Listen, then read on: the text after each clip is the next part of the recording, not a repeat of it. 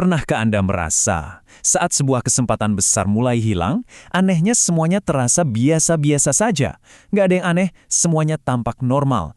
Nggak ada tuh alarm yang tiba-tiba berbunyi kencang buat ngasih peringatan. Nggak ada sirine yang meraung-raung menandakan kalau sebuah era akan berakhir. Nggak ada juga lampu merah darurat yang kedap-kedip di dashboard kehidupan kita, yang seolah-olah teriak, "Hei, ini kesempatan terakhirmu." Yang ada itu cuma sebuah pergeseran yang nyaris tak terdengar. Perubahan kecil yang hampir nggak kelihatan, tapi nyatanya mengubah segalanya. Mungkin pergeseran kecil di pasar, aturan baru yang diam-diam diterapkan, atau sentimen publik yang perlahan berbalik. Dan begitu saja, tanpa pengumuman, tanpa upacara, kesempatan itu lenyap, hilang selamanya. Sama sekali nggak ada panggilan terakhir yang memberi kita waktu untuk bersiap. Nah, mari kita coba bedah lebih dalam. Apa sih yang sebenarnya terjadi saat momen krusial itu kita lewatkan? Ini adalah tentang anatomi sebuah penyesalan. Pergeseran sunyi itu bukan cuma kiasan loh. Konsekuensinya sangat nyata. Harganya bergerak, tiba-tiba naik ke level yang nggak lagi terjangkau, aksesnya menghilang, pintu yang kemarin terbuka lebar sekarang terkunci rapat, dan aturannya berubah. Apa yang tadinya mungkin dilakukan, sekarang jadi mustahil. Nah, ini dia. Suara yang paling sering menghantui banyak orang. Asumsi keliru bahwa waktu itu akan selalu berpihak pada kita, bahwa selalu ada hari esok. Dan yang ini adalah penyesalan karena keraguan. Kita meremehkan kekuatan tindakan kecil. Kita berpikir harus menunggu untuk bisa melakukan langkah besar. Padahal dalam permainan ini, setiap kepingan kecil itu sangat berarti. Ini dia inti masalahnya. Ketidaksadaran kita. Kita nggak ngeh kalau jendela kesempatan itu nggak akan terbuka selamanya. Pintu itu, tanpa kita sadari, sedang menutup pelan-pelan. Jadi, ini bukan kejadian dramatis yang bikin kaget. Justru sebaliknya, ini adalah proses yang lambat dan menipu. Bayangkan air yang naik perlahan di sebuah ruangan. Anda nggak akan merasakannya sampai akhirnya terlambat.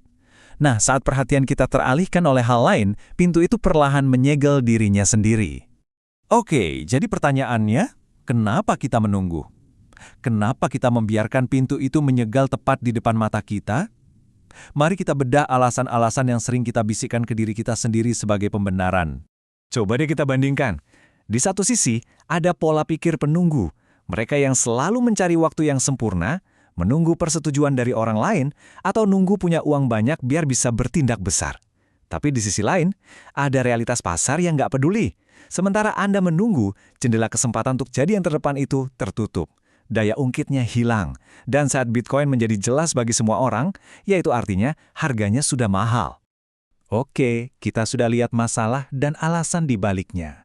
Sekarang kita masuk ke solusinya. Dan solusinya ini, percaya atau tidak, sebenarnya sangat sederhana.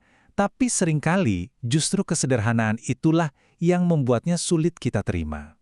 Nah, ini dia intinya. Lupakan gagasan bahwa Anda harus menunggu punya modal besar untuk memulai. Pesan utamanya itu bukan soal jumlah, tapi soal tindakan. Bukan seberapa besar, tapi seberapa cepat Anda mulai. Mulailah sekarang juga. Ini adalah kebenaran yang mutlak. Rencana paling brilian di dunia pun nilainya 0 kalau cuma ada di kepala Anda. Tindakan terkecil yang Anda ambil hari ini, sekecil apapun itu, jauh lebih berharga daripada semua rencana besar yang terus Anda tunda-tunda. Kebebasan finansial atau kebebasan dalam bentuk apapun tidak dibangun dari penyesalan. Kebebasan dibangun dari pandangan ke depan.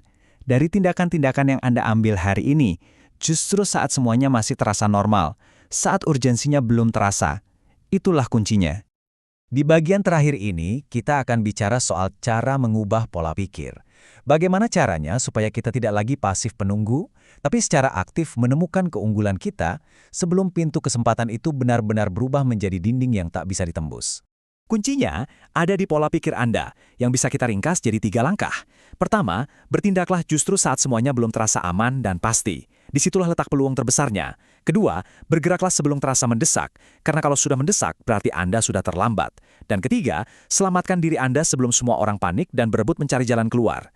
Keunggulan itu ditemukan dalam ketenangan, bukan dalam kepanikan massa. Dan inilah peringatan terakhir yang paling krusial. Jangan pernah menunggu konfirmasi. Di pasar manapun, dalam hidup sekalipun, kalau Anda menunggu sampai semua orang setuju bahwa sesuatu itu adalah ide bagus, Anda sudah kehilangan momennya.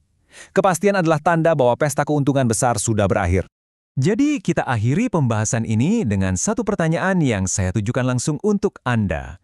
Dengan semua yang sudah kita bahas, melihat bagaimana pintu kesempatan itu tidak menunggu siapapun dan terus menyegal dirinya perlahan-lahan, pertanyaannya sekarang kembali pada Anda, dan ini sangat pribadi.